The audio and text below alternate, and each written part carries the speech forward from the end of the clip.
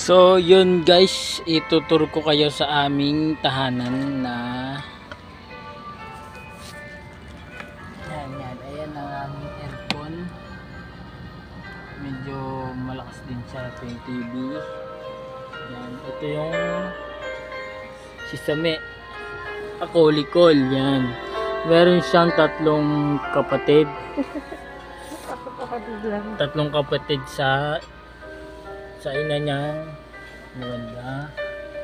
Tapos meron siyang tatlo rin. Mas matanda pa sa kanya. So panggitna siya. So siyang sa pitong magkakapatid, siya ang tanga. Ayun ang aking ina, mukhang mataba. Nakita niya na. Antayin niya yan.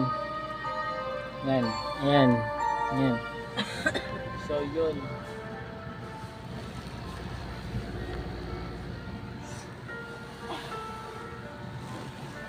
Yan. Yan yung hanger. Nakasabit. Si isa may nagsiselfone. Yan o. Yan. Ayun yung uniform namin sa guardia. Baka gusto niyang pumasok. Pwede rin kayo lumabas. Yun. Wala yung anak kong makulit kasi siya ay nangungulit sa ibang bahay. Yun. Paano ba nagkakasya ang ulo ng bata sa inyong mga puweda kapag manganganak na? Ang vagina ng mga babae ay may component na elastin. So gaya din ito ng rubber, ito yung responsible sa pag-expand ng vaginal canal pag manganganak na. Isa pa, during pregnancy ay nagkakaroon tayo ng hormone na relaxin. Nakakatulong din ito sa pag-expand ng ating puwerta in preparation for the delivery ng baby. Makikita nyo din sa video na ginapit. Parang kasi nakasimangot sa kanina. Hapo niya yan. Yung puwerta ng babae para malabas yung ulo ni baby. Lahat ba ng nanganganak ay ginaganito? Ang tawag dito ay episiotomy. Hindi lahat ng nanganganak ay required na magkaroon ng episiotomy. Ano ba yan? Hindi. Nagawa na siya na YouTube ba? Restrictive episiotomy. 56 viewers YouTube niya. Kung kailangan, pero as much as possible kung ginagawa na liit lang dito ay liit lamang ang kailangan gupitin at yung medial lateral episiotomy kung medyo mas malaking gupit ang kailangan natin gawin. After natin itong gupitin ay kailangan din itong tahin ulit. Ang tawag naman dito ay episiotomy. Ha? So huwag kayo matatakot kasi ginagawa naman ito under anesthesia. Sa akin nakatira? Subscribe nyo ako. Sa bahay. Oo nga, sa lugar. Sorry. Sorry ah. Ayun si Chen, mukhang sabog na naman. Utang purok dos. Ayun ako patipos. Malakas siya mag-songke. Kung may tatawa yan. Wala pa yung isang anak ko, yung medyo sabog din.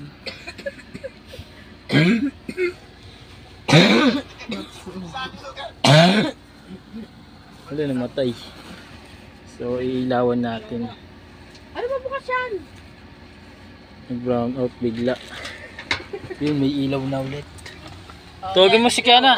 Tawagin mo si Kiana. Sa mukha mo ah. O, no.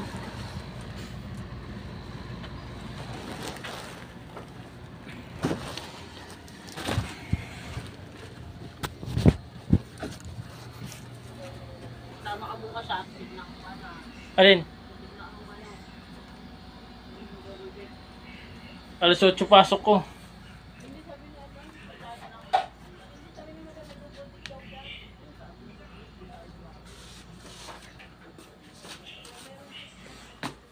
Yan. Ayun ang mga aking isda. Mga tulog na. Ayun. Bagong panganak.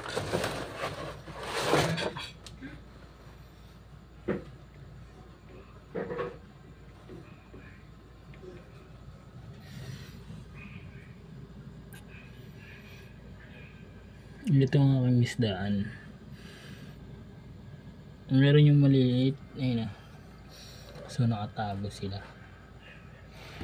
Andiyan yan sila sa loob. Ayan, andyan yan. Meron yan. Pasokan dyan. Ayan. Meron dyan sa loob. Ayun. Ayan.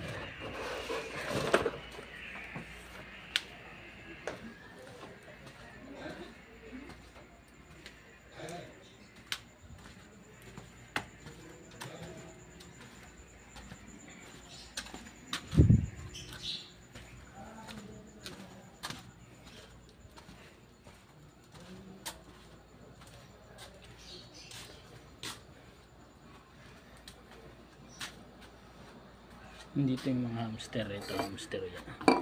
Di ba? So bibigyan natin sila ng pagkain. Yung iba tulog, ayun. Ayun, ayun. Yun, tumatakbo.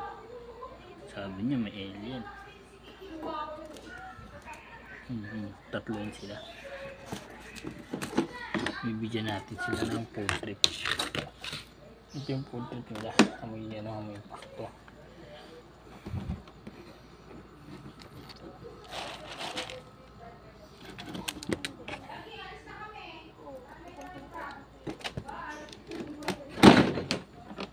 Kulungan ng ano, ipis. Yun o, mga makukulit yan. Tatlo yan, ayun o, isa, dalawa, tatlo.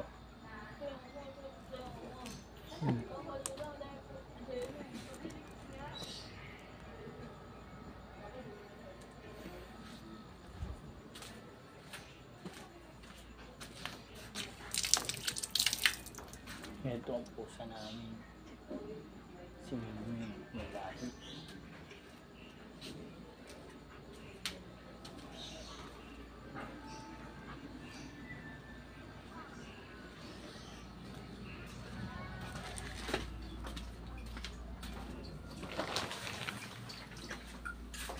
Yung dilaw. Yan, basahin nyo. Maglinis naman po tayo ng CR. Linisin ang mga things. Ayun,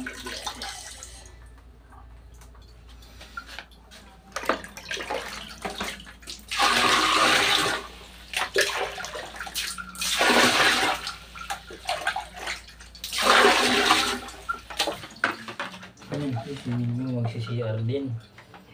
Yan, ilang taon na yan, baby pa yan sa amin yan.